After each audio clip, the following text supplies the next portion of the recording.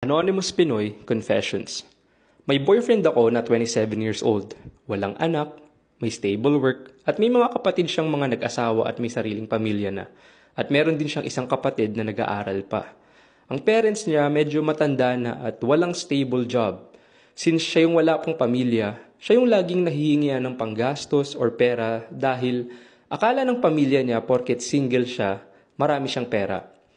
To give you some context, nasa province ang family niya, 3 hours away from Manila.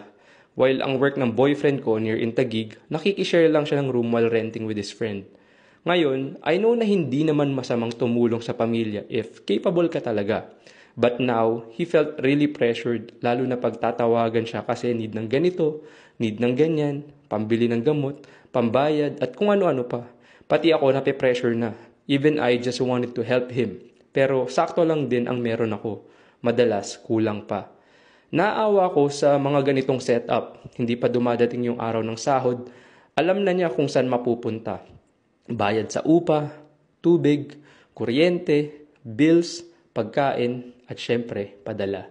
Ganon ang cycle ng buhay niya every month.